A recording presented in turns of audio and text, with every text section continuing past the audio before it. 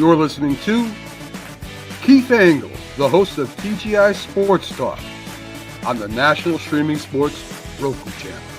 Football season is here, and SeatGeek is my go-to for buying tickets. Now, with SeatGeek, every single ticket is backed with their buyer guarantee. We've all had plans change, and when you can't make it to the big game, SeatGeek has you covered. They're the only ticketer that allows you to return your tickets ahead of the event for credit with SeatGeek swaps. So when things come up, I know that my tickets won't go to waste. So what are you waiting for? Download the SeatGeek app to maximize your possibilities and shop live events with confidence.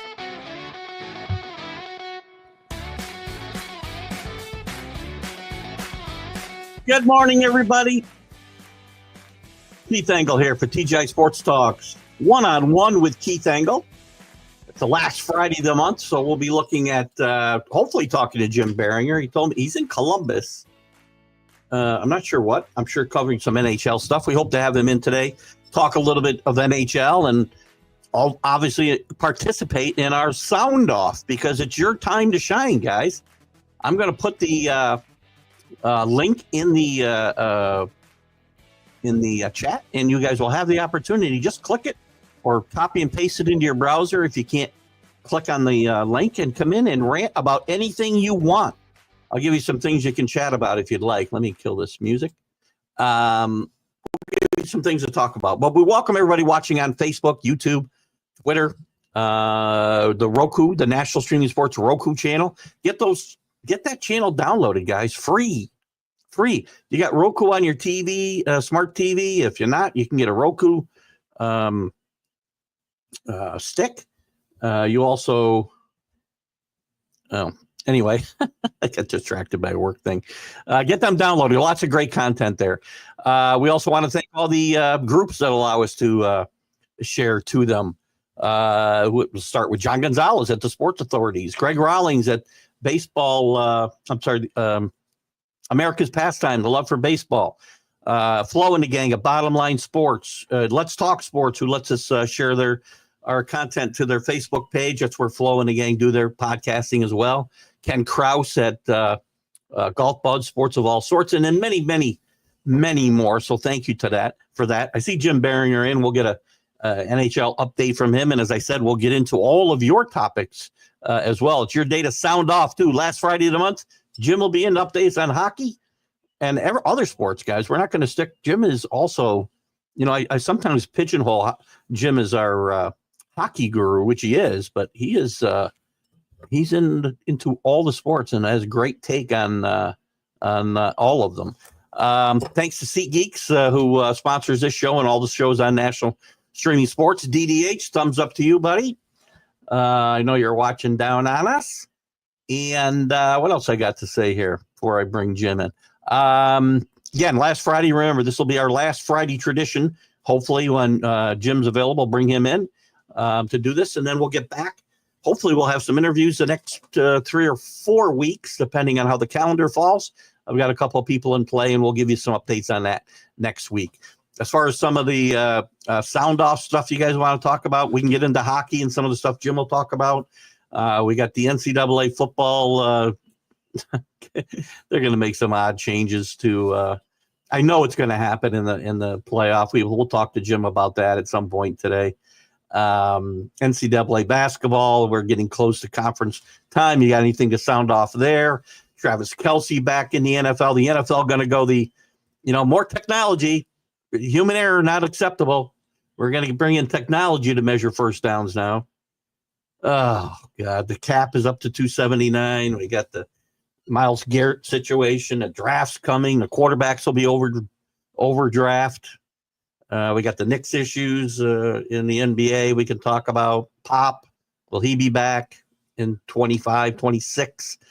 ABS and MLB. We can talk about a lot of things. You sound off on whatever you want. And I'm going to put the link in here, and we're going to talk to Jim for a few minutes. But let me just real quick, I'm going to I'll wait to put the link in until we talk to Jim for a few minutes. Let me bring in Jim Biringer from FullPressHockey.com. Hello, Jim. How are you? Good, Keith. How are you? Good. I want to personally express my condolences about your dad. I know I sent you never easy, and No, our thoughts are with you and your family. no, I appreciate that. Thank you so much.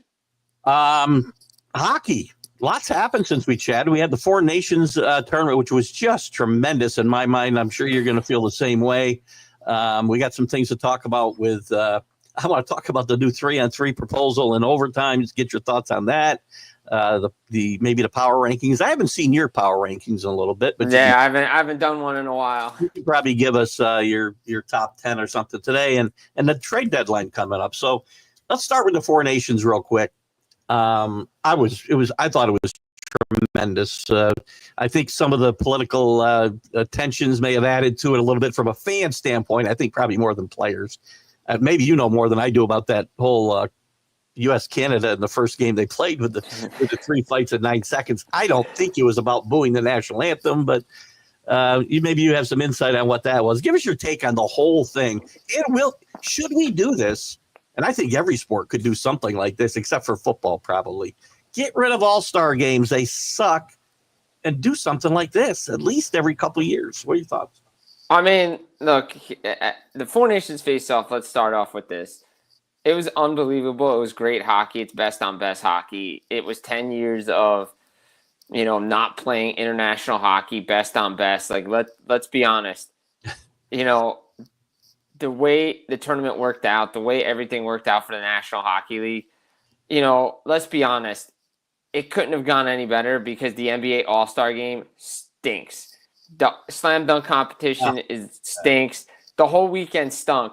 And the fact that you had Canada USA playing that Saturday night at the Bell Center, the 3 fights in 9 seconds, it really wasn't. I mean, look, the guys will say it wasn't political. You're gonna get a little motivated when a nation is booing your national anthem, and the USA-Canada rivalry is already big in hockey, and it's probably, and if you ask people in Canada, it's probably a bigger rival now, Team USA is, than the Russians were, because Russia hasn't been there, and we won't know that for a while. The IIHF, the IOC are still meeting, and we hope to have them there, but from people I've talked with, you're going to lose a couple of nations if Russia's allowed to play. So, again, you have to balance that out. You want to lose a couple of nations for one to have there, or do you want to just say, hey, well, we just got to roll with it because we can't lose 3 hockey nations in a tournament like that.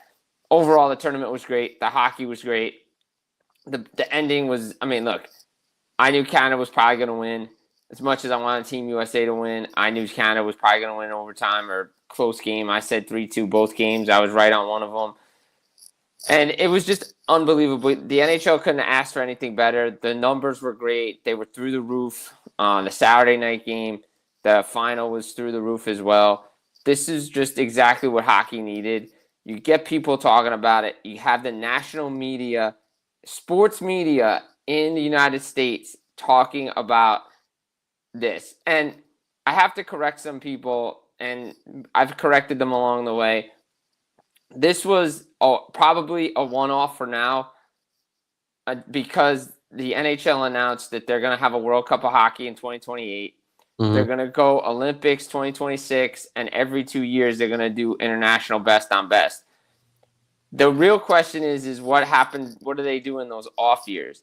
We know there's an all-star game next year at UBS Arena as a send-off for the players that are going to the Olympics. We know that's what that is.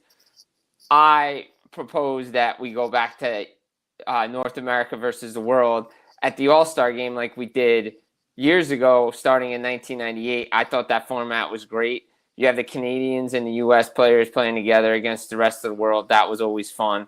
But the caveat is you pick the best players. Not every team needs to be represented. That's how I would do it. I don't care. Every team needs to be represented. Give me the best players being at the All-Star game for that. It's a send-off. After that, it's up in the air, right? Maybe you do an outdoor game that weekend. Maybe you do something else. But the Four Nations face-off got people talking about hockey in the United States, something that hasn't happened since 1994. They've talked about it. We all talk about it, right? But it hasn't been this, really significant since 94, 96. Everybody knows the SI cover in 94. Why the NHL is hot and the NBA is not. Well, we're there again. And this time there's no lockout stopping the National Hockey League's momentum. Right. There's nothing coming, right? They have all the momentum. Now it's about building on that momentum. All right, well, you have people talking about this outdoor game coming up, and we'll get into it. At Ohio State, Columbus Blue Jackets, Detroit Red Wings, most critical game, probably in outdoor game history, this late in the season with 2 points on the line, both teams playing for a playoff spot. That's something people need to be talking about. You have the trade deadline coming up. There's things you can do to escalate and build off this momentum. I thought the Four Nations face-off was excellent. The hockey was excellent. I enjoyed every minute of it.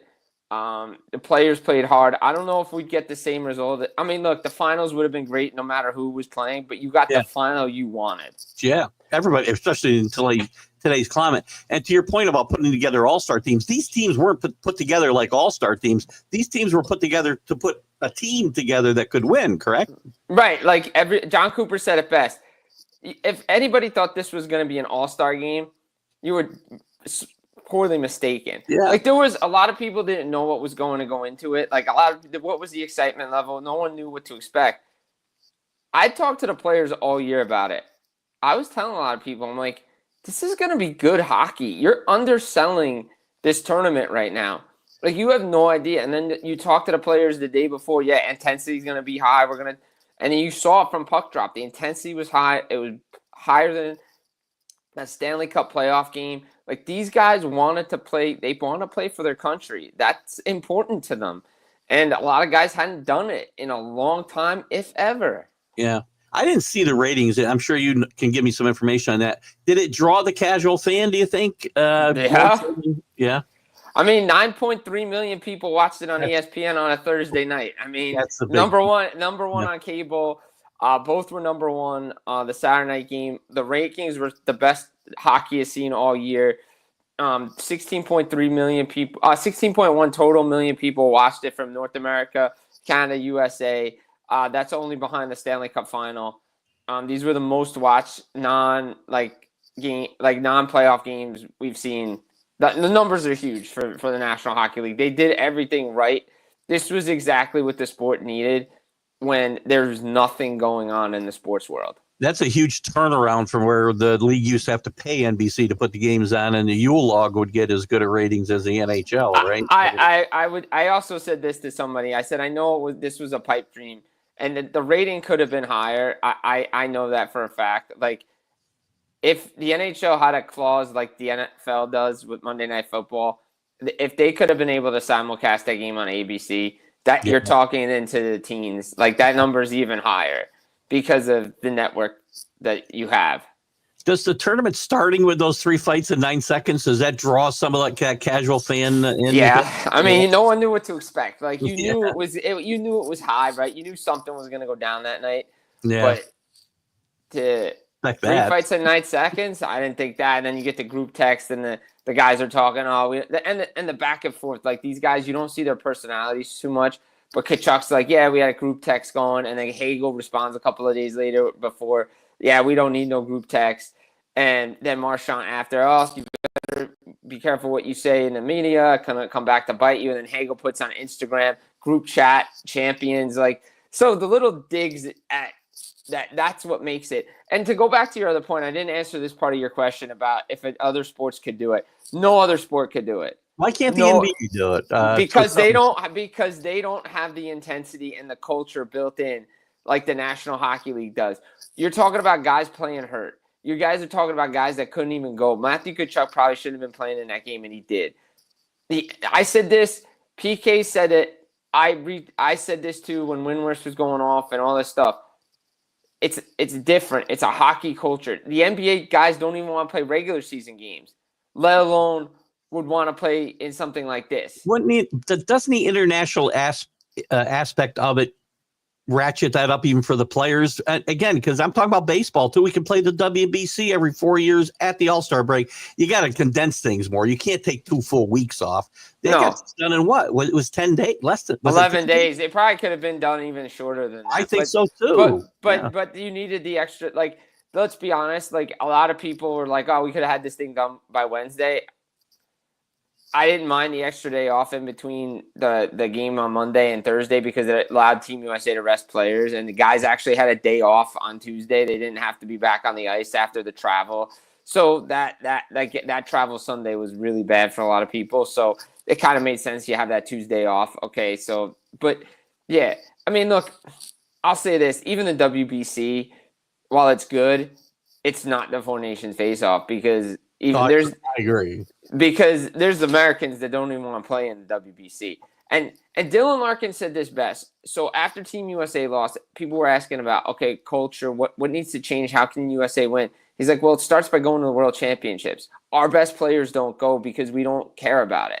Yeah. Well, maybe because a lot of Canadian players have gone over there, played, even though it's not best on best, even though it's not like the best on best, it's still World Championships, international hockey. Maybe guys will consider going to play now. I mean, it is tough because, okay, if your season ends in April, you got to wait like almost a full month before you play.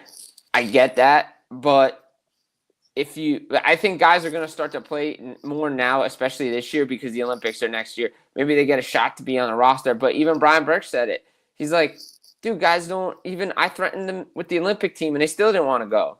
So, like, again, that's a culture change for the guys over here to realize, hey, the World Championships are something important, and we can learn from that experience.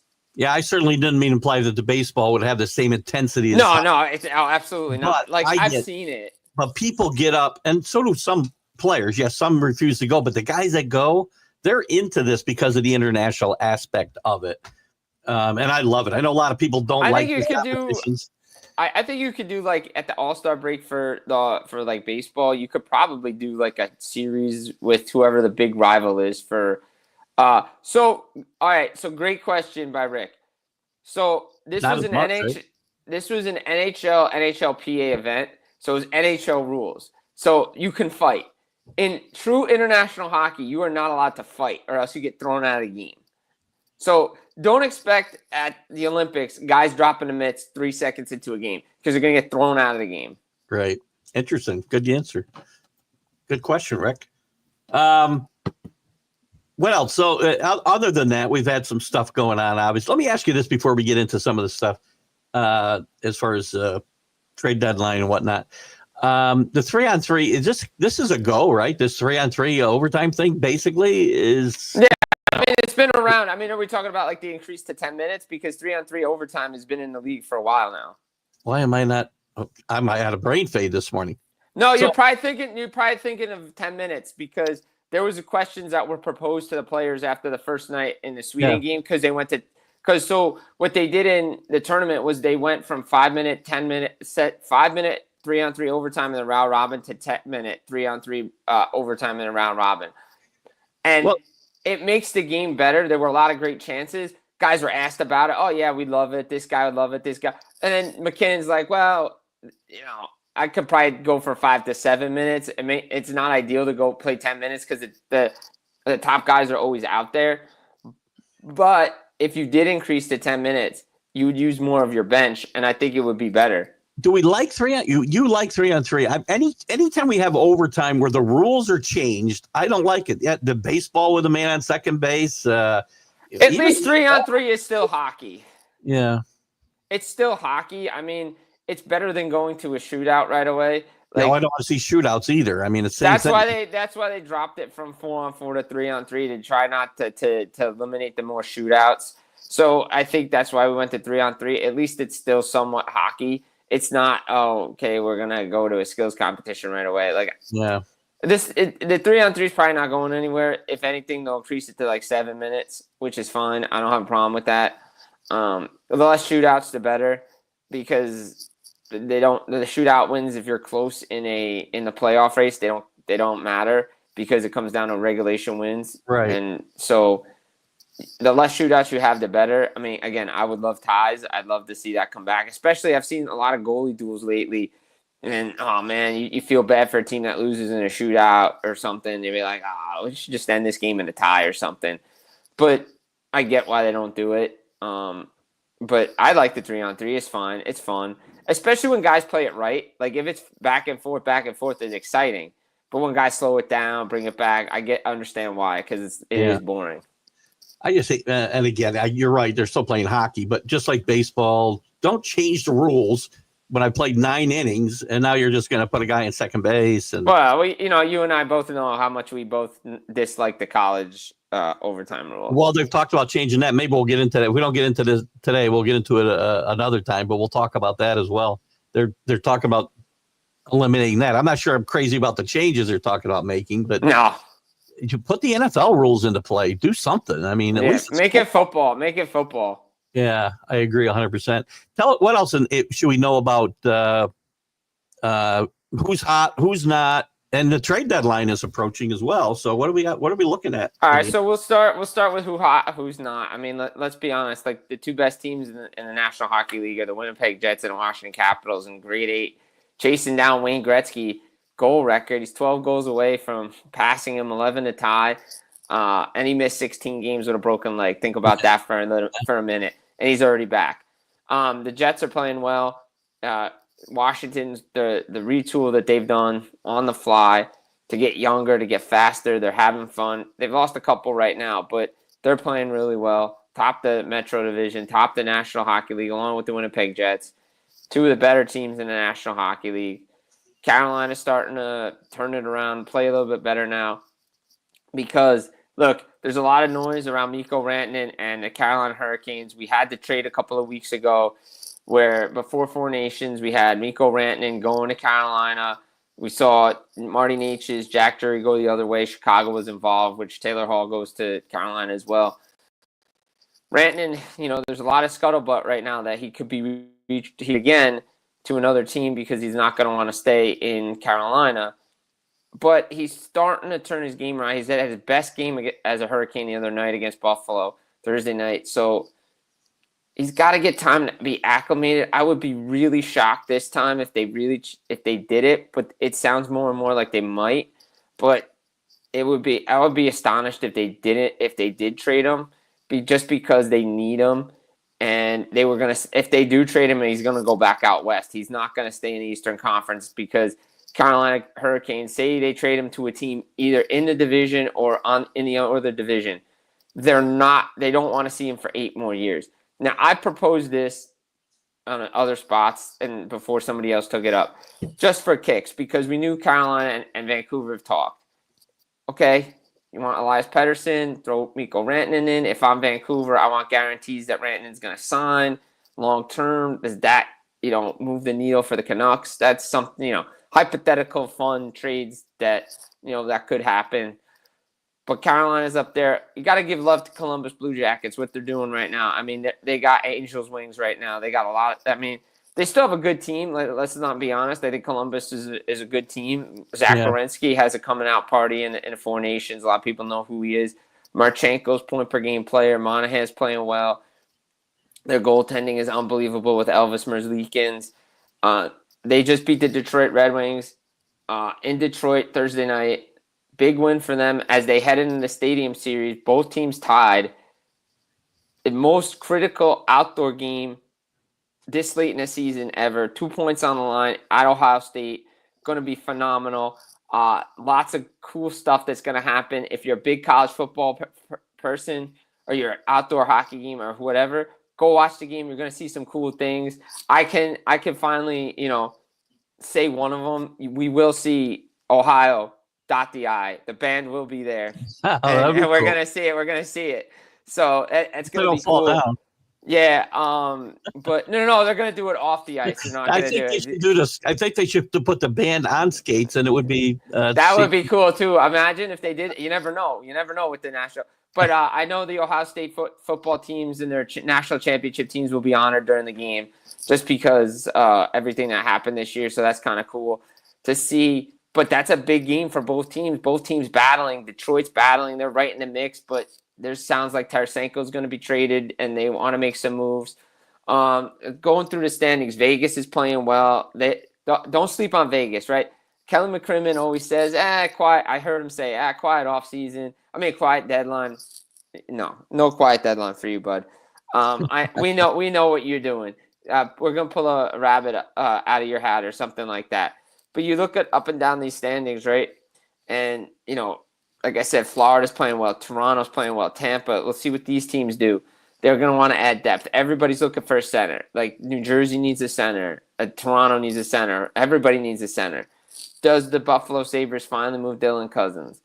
The Montreal Canadiens have a lot of assets. They're starting to play well again. Does that change what they do? They won 3 straight coming out of the break. If they didn't lose 8 of 9 going in their break, where is this team in the wild card race? The Rangers are right there. I'm just not sure if they can get in. Ottawa's kind of starting to struggle, but Brady Tkachuk hasn't been in the lineup because he got injured there. Again, I think Pittsburgh's definitely selling. I think they got pieces that teams are going to want. I think the rebuild's on there. Buffalo's got players teams want and calling about. They got to change it around. Dallas is a team I'm watching too. Why? They have cap space. Miro Heiskanen is probably done for the rest of the regular season. And make a real quick note, I'm going to attach Florida to this as well. Matthew Tkachuk got injured. The coach and the staff, we don't know the official update, but my gut tells me that he isn't playing the rest of the regular season. Now, Paul Maurice did his radio hit. He said, well, he's probably going to be playing for us this season. Yeah, but does this season, did you say regular season, playoffs? Playoffs includes this season, bud. So I think he's going to be shut down for the rest of the regular season. Miro Heiskanen is. So both teams have a lot of cap space, especially Dallas. So maybe they go after a guy like Seth Jones in Chicago that wants to be moved to a contender and wants to win. The biggest issue but go ahead. Real quick, I want you brought up cap space. How much does looks like the cap is going to be going up over the next 3 years, assuming the new collective bargaining agreement. I think that's up is it up after this season or next year? Next year. Next year. How's that going to impact this trade deadline and future? I mean, is it going to have a major impact on some salaries getting traded, big names? It depends, guys with term most likely, because the cap is going up. Like next year, it'll go up to 95, but then the next couple of years, it's going to be finally over 100 million, maybe close to 115 million in year 3. So then you can add on like a bigger salary, right. Not like huge, but you're still going to want a team to retain. And that's where like Seth Jones comes in. How does Chicago move him out? What teams do want them? And I was going to say Edmonton's got goalie issues. They got defender issues again. It's the same old story with the Edmonton Oilers. And they need help in between the pipes. Is this the year John Gibson finally gets traded? Colorado still looking for a second-line center. LA Kings continue to play well at home. They lost the other night to Vancouver, but they playing well at home. They're looking for help down the middle. It seems like everybody's looking for help down the middle, like the Calgary Flames. They're battling with Vancouver. Sleeper team here to watch is, to me, a couple teams, Utah and St. Louis. They have, St. Louis has been rumored, we're going to move out guys. But they're only a couple points out of the final wild card spot, back-to-back wins. Does that change? And then, Utah. I think Ryan Smith wants to make a splash. I think that team wants to make a splash, bring in somebody, because they're right there. Because Vancouver, I'm not sold on them. I know what Kevin Lankinen's done. A lot of questions around them, a lot of drama around them, especially with Pedersen, with Brock Besser, what Besser going to do. It's the big dilemma. As somebody told me, you keep them, move them, sign them. What do? Do you get something for them? But they need them if they're going to want to make the playoffs, because they already moved out JT Miller. Do you really want to move all these guys out and not get a lot in return? So we're going to see what the Vancouver Canucks do. Calgary's still looking for a center as well. So, like, Minnesota, Kirill Kaprizov's out of the lineup. They're kind of been struggling without him.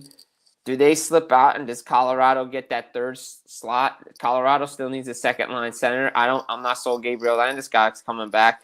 And again, the big question mark for me is, and I've written this multiple times, the Islanders, as long as Lou Lamoriello's there and he believes his team can win, he's not going to sell off anybody. He doesn't believe in it. And I know Brock Nelson's the number 1 trade target on a lot of boards. I don't see him leaving, and I don't even see him getting traded. I think he's going to sign an extension from people I've talked to. He wants to stay. He knows what it means. The great relationship with Lou, that matters. How can he think he's got a team that's going to win now when he's 500, barely over 500? I think ESPN has them ranked 25th. I think they're not a contender.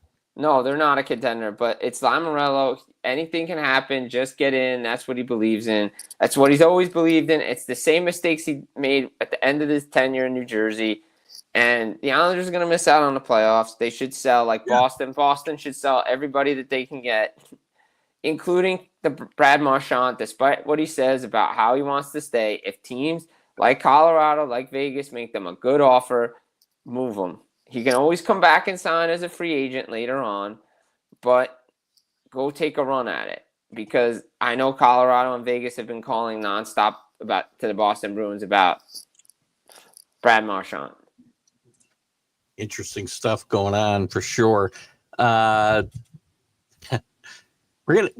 still got, there's still quite a bit of regular season runway. Yeah. So it's funny because this is what I've been saying. When we talk about building momentum off Four Nations, you have Four Nations, you roll into this game, and then you're 6 days away from the trade deadline. That's how you build into it. And then the rest of the regular season. And I don't know, everybody says there's going to be a flurry of action this weekend. Not sold on it. I think it's going to be more on the deadline now, because too many teams, and Jim Nils said it, and Tom Fitzgerald, a lot of guys I've talked to, a lot of GMs, they've said this. So many teams you thought were sellers, maybe buyers, because everybody is about playoff revenue and making the playoffs. So the teams you thought were sellers are not. And here we are, we're 7 days away from the trade deadline. And nobody outside of the Miller and Rantanen trade a couple of Fridays ago, back to back, there hasn't been a lot of action. You think it'll be it'll be a last minute run, or is it going to be just a quiet deadline? It might be a quiet deadline, but it all depends what these teams do in the next couple of days is going to determine what happens. I think Philadelphia will sell off what they have. I think Scotland will get traded. There'll be moves, but I don't know if it's going to be as big as a lot of people think it could be because of what we saw early on. Because last year around this time, we had about 4 or 5 trades already. Guys had been moved. Names have been moved. But, again, things were kind of, not as in flux as it is now. Well, lots going on and lots more to talk about. I want to remind everybody, so this is still going to be our Sound Off Friday, too. So the link is in the chat if you want to come in and just rant for a few minutes with Jim and I about any topic. Some of the ones I talked about early in the show, or anything that's ticking you off, mostly in the world of sports, but anywhere, I guess. I'm going to switch gears with you a little bit, Jim. We haven't talked a lot of college basketball. Or let me go to football first. College football. They've had some meetings about changing the seedings. They can't change the number of teams or how the selections are made. We'll get to that in a second. This year's big conversation really is going to be about changing the seeding. First of all, I think that I'm okay. I really am okay rewarding conference champions and giving them the bye. I really am. I'm okay. When you're conference, you get a bye. I'm okay with that. But the committee's got to stop ranking and then seeding people, because it just confuses, especially casual fans. They're like, wait a minute, why is the number 1 team playing, the number 2 team in their first game? I think they will make some tweaks to the seeding. Maybe they'll take the thing away from the champions. I'm more concerned about when this contract's done in 26, and when right now all the major conferences and Notre Dame have a say in what happens. After this contract's over, the SEC and the Big Ten are going to be calling all the shots, and they want 14 teams minimum, four automatic bids for each league. I think that will destroy this playoff. We had a good first playoff, I thought. Maybe you can make some major tweaks or minor tweaks. I'm okay going to 14. I'm okay going to 16, but I'm not okay giving 2 leagues 8 automatic bids, which really, again, you'll see some good teams stay home. Look, I'm not a fan of the SEC and the Big Ten, but I've said this for years, and ever since this came about, just make the 2 conferences now. It is the SEC, Big Ten. Just make it, then make those the 2 conferences, make the subdivisions, and go from there and play it like an NFL schedule. How many teams? We're talking about 48, 64. Whatever it is, it doesn't matter. At this point, if they're going to call the shots, might as well just take the ACC, drop them in one conference, take the Big 12, drop them in another conference, and play like it's an NFL schedule. And that's how you get your playoff. If this is what we're going to, if this is what they want, then let's just do it that way. And figure it out. And they're still in the Big Ten and SEC. You're still not going to be happy because I bet you teams from those conferences are going to beat their teams, and we're seeing it. Look, I'm be honest. 8 automatics between those two conferences. Can you name me 8 teams this year combined that deserve to be in the playoff from both those conferences? No, and you wouldn't have had, I don't know, who would have got dropped? SMU definitely wouldn't have been in there for sure. No, exactly. SMU would have been out. Would Iowa State have been in there? Did they win they won the conference, right? No. Arizona State won a conference. Oh, that's right. Arizona State would have been. Here's the thing. And Matt Rule had a conversation about this with a reporter the other day about non-conference scheduling and how hard it's going to be. If you go to where you're going to get your top 4 teams in, you're not going to play any out of conference games and risk getting guys hurt early in the season in September. September is going to stink for football, and they're going to concentrate on their conference schedules because that's what matters. If I can finish in the top 4, I'm in the playoff, and I'm going to keep my job. Right. So I think it's bad for the sport. We already heard it. We already heard Saban go off, and we've heard other former coaches say, well, why should I play non-conference games in September? Why can't I just beat up on teams so I can just stay in the top? And first of all, you mentioned rankings, right? Let's pick one ranking system. Agreed. Okay? Either it's the AP or it's the college football playoff.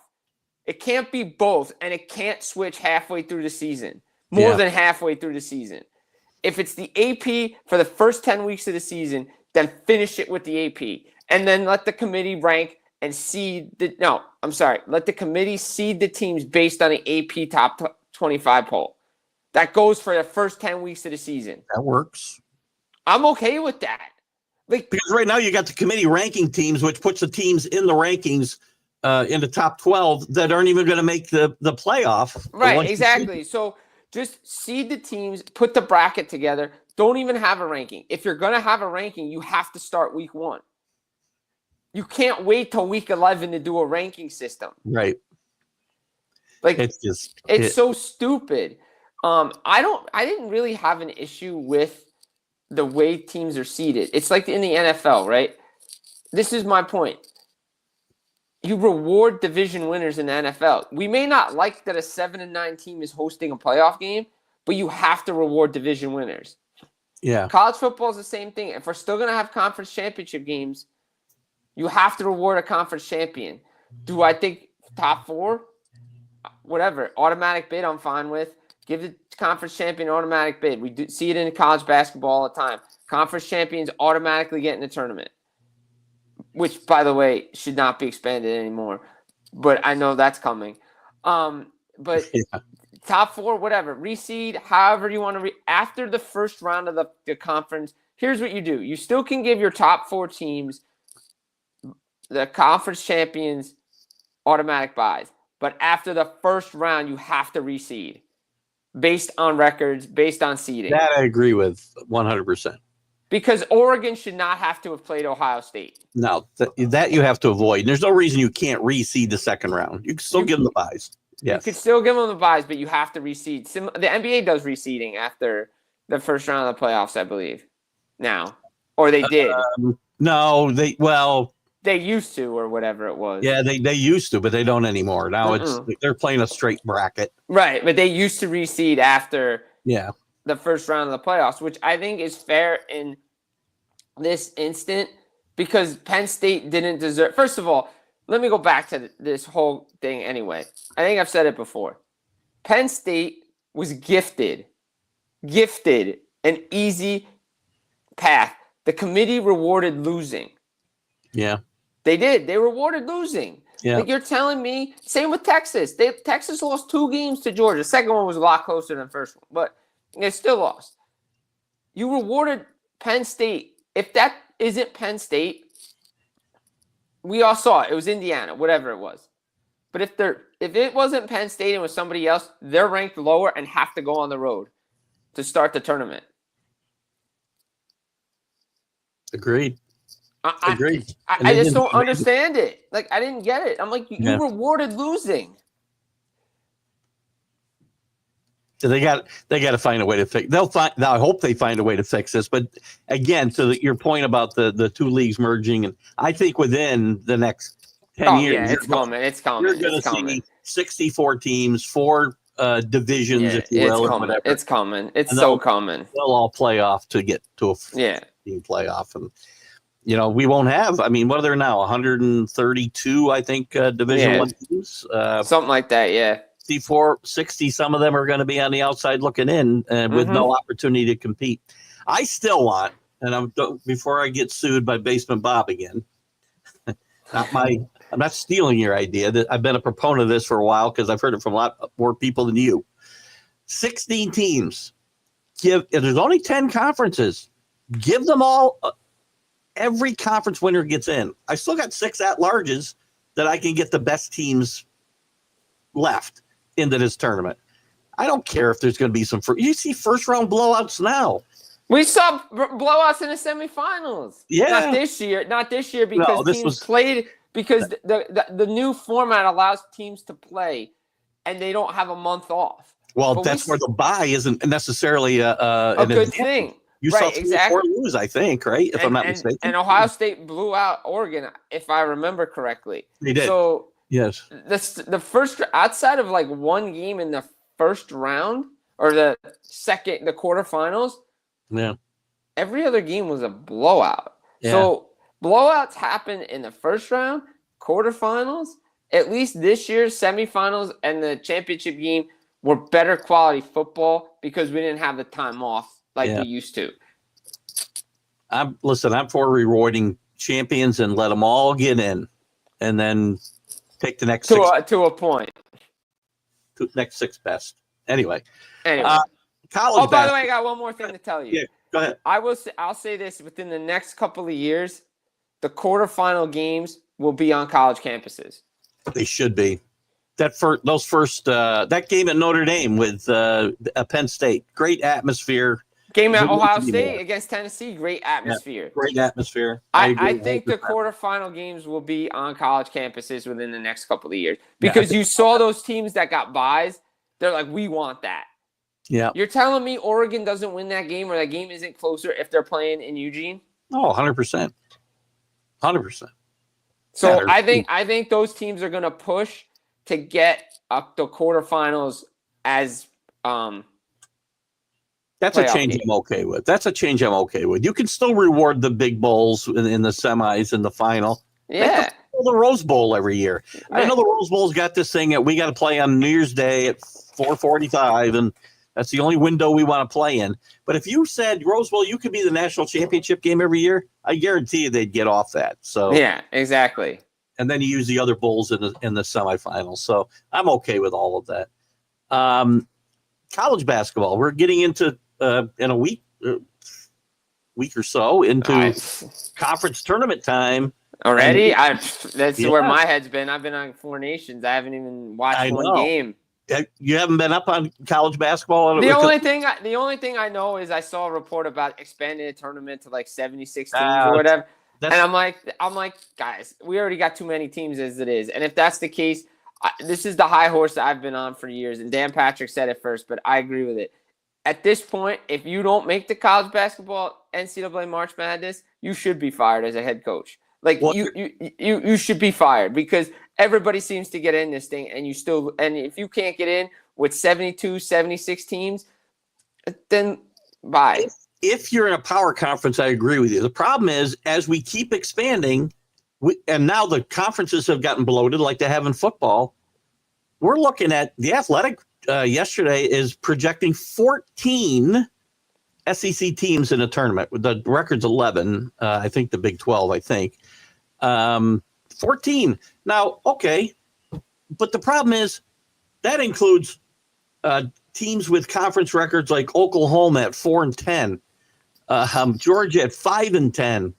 I can't bring teams in that can't even get close to 500, much less 500 in their conference into the tournament at the expense of, let's just say, like Drake is playing really well in the Missouri Valley. They lose their conference tournament. They're at risk of not making the tournament for one of these teams that goes, finishes 6 or 7 games under 500 in their league.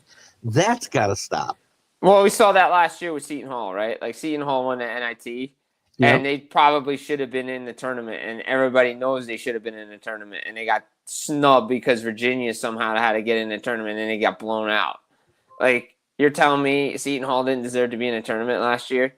Like, well, there's a couple. Look at Carolina this year. The ACC's down this year, and if you haven't paid attention, I've watched some of the games. I know Duke's like playing really well. Duke's playing great. UNC's having a down year. Hubert Davis just got an extension, which I was surprised about, the 5 years extension. But regardless, they're still over 500 in their conference. They're 8 games over 500 overall, and they're on the bubble. And in most projections, the first 4 out, while these teams finishing 14th in the SEC are projected in.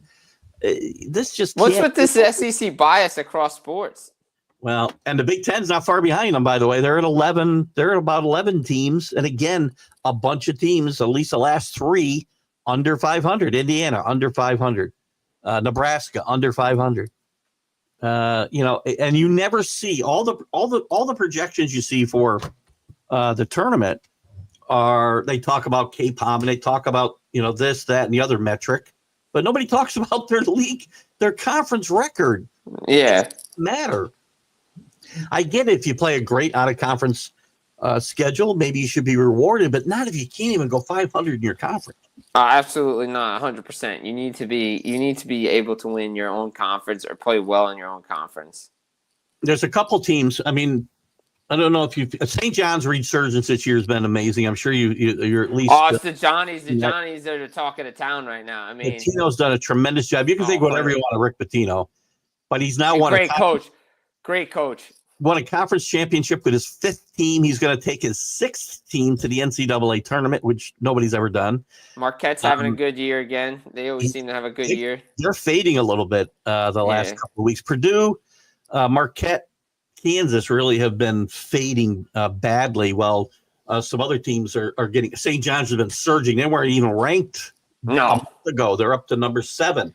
I think St. John's got an outside shot at number 1 seed if they run the table and win the Big East, because some of these teams they could win the Big East. I mean, it's not as loaded as it used to be. Yeah. And a couple things to keep an eye on. Sleepers. There's always a sleeper, right? Always. Keep an eye on. Clemson is kind of been the opposite of what they've been a couple years, the last few years in the ACC. They've started out strong and then kind of faded, especially in conference late in the season and in their tournament. They're playing really good basketball right now. They're a team to watch, and a team to watch is St. Mary's out in the Western Athletic. Is it Western Athletic Conference? I think it is. They've beaten Gonzaga twice this year. They beat them 3 times if they beat them in the tournament.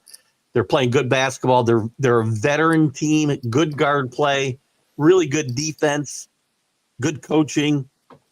They have a little trouble putting the ball in the basket now and again. But these are the kind of teams that you have to watch in a tournament these days, because veteran leadership and good guard play is what really what you got to look. We know.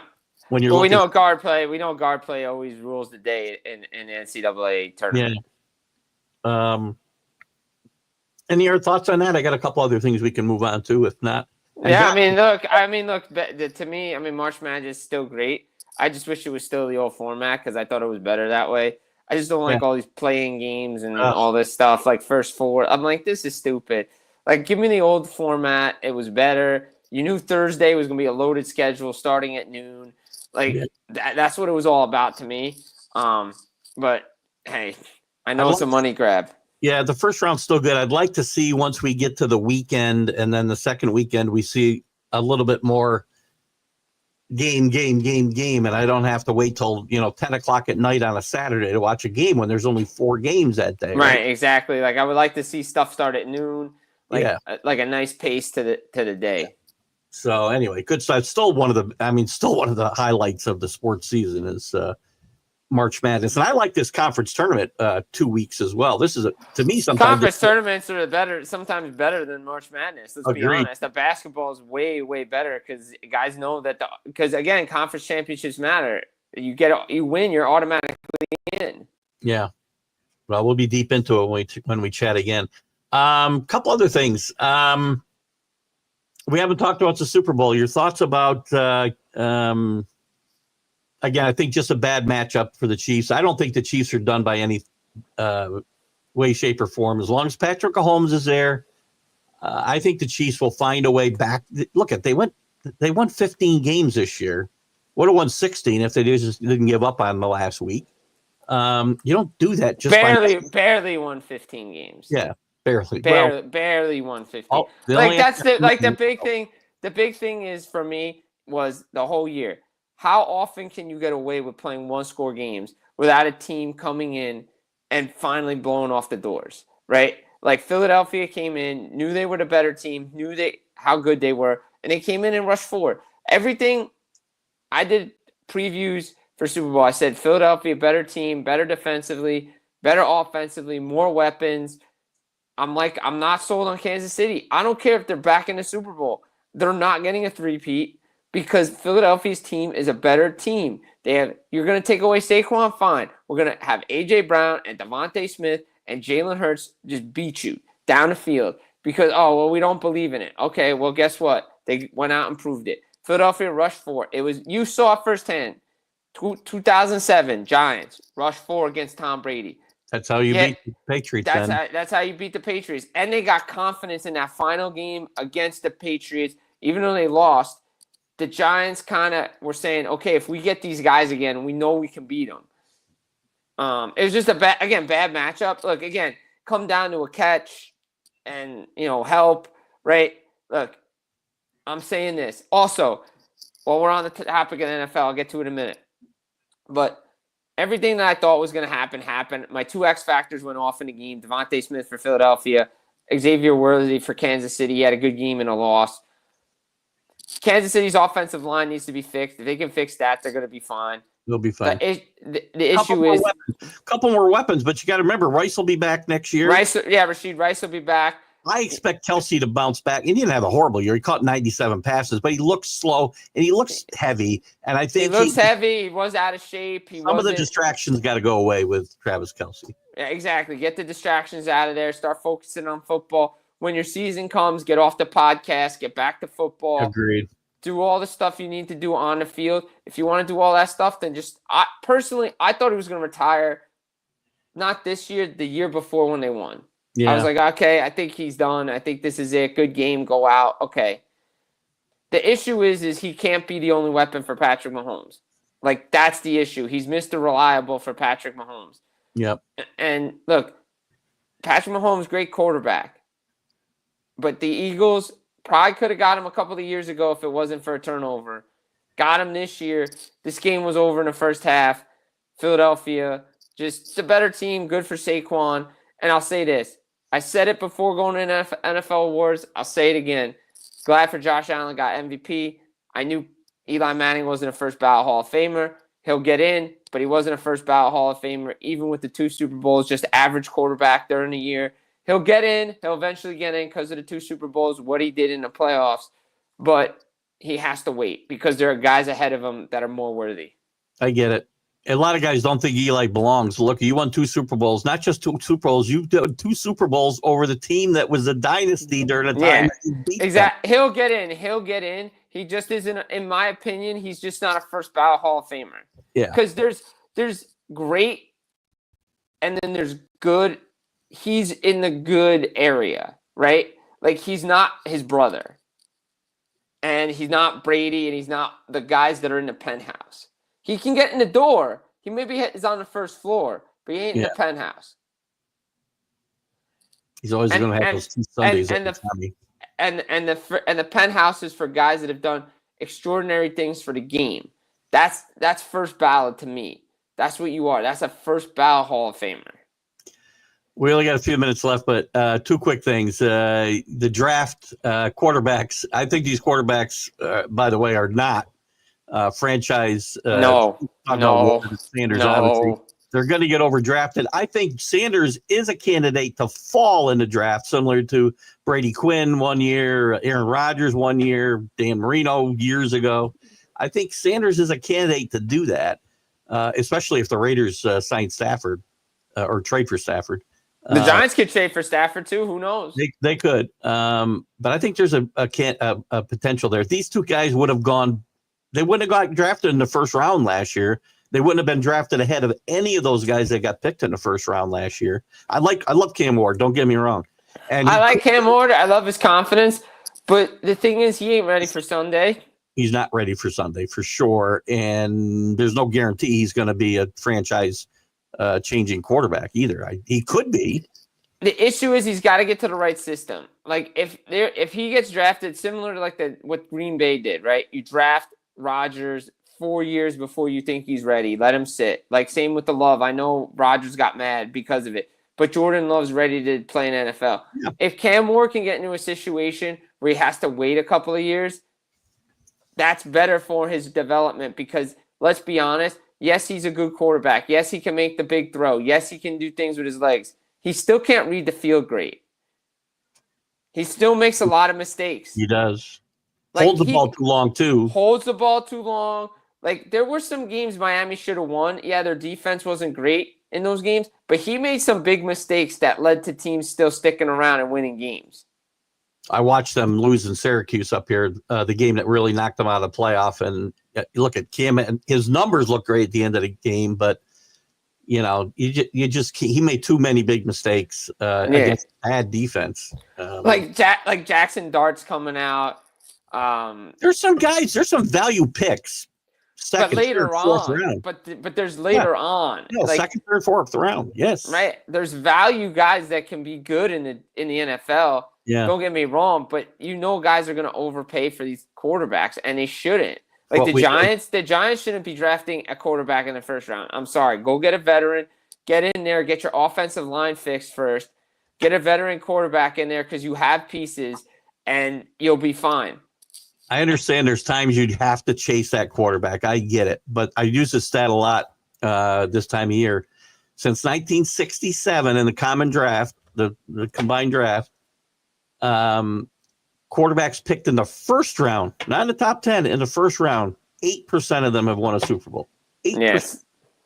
The number's not high. Quarterback. I know you have to go get certain quarterbacks. Peyton Manning's not going in the second round. You know, right? But these two guys and guys like this, teams chase too often. DeMarcus Russell, Ryan Leaf. Go on and on. I mean, but let's be fair though. Ryan Leaf coming out of college, a lot of people were high on Ryan Leaf in college that year. No, somebody should have done some more homework on Ryan Leaf. That's for sure. Absolutely. Yes. I didn't think he was better than Peyton Manning that year. You know, it's funny. There was a lot of angst over who was going to go 1 and 2. Yeah, history would have been a lot different if the Colts had taken. But think about it. You said this real quick. Go back to the Eli Manning draft year. What was it? You had Phillip Rivers, Ben Roethlisberger, Eli Manning. What a great quarterback class in the first round. Two guys won Super Bowls out of that. And Rivers had a really good career. Yeah, really good career. I think there was somebody else in that draft class too that actually had a really good. There might. It's not coming to me right now, but I think it's not. I think there was one more guy in that class that we forget about. Yeah. Anyway, Jim, thanks for coming on today. Been a pleasure, and hopefully we can keep this up. We'll have you on the last Friday of the month, as we talked about. Nobody sounded off today, but that's okay. That's all right. I sounded off. You sounded off a lot, so that's good. Yeah. And hopefully we'll get more sound offers next time. But I appreciate it. You have a good weekend, and we'll talk to you soon. All right, we'll talk to you. I appreciate everybody tuning in today and participating as always. We'll be on later with the MLB update. We'll have the Sunday Stream of Consciousness Sunday, and we'll see you then. Keith Engle for TGI Sports Talks 101. Talk to you later. Bye-bye. Football season is here, and SeatGeek is my go-to for buying tickets. Now with SeatGeek, every single ticket is backed with their buyer guarantee. We've all had plans change, and when you can't make it to the big game, SeatGeek has you covered. They're the only ticketer that allows you to return your tickets ahead of the event for credit with SeatGeek swaps. So when things come up, I know that my tickets won't go to waste. So what are you waiting for? Download the SeatGeek app to maximize your possibilities and shop live events with confidence. You're listening to Keith Engle, the host of TGI Sports Talk on the National Streaming Sports Roku channel.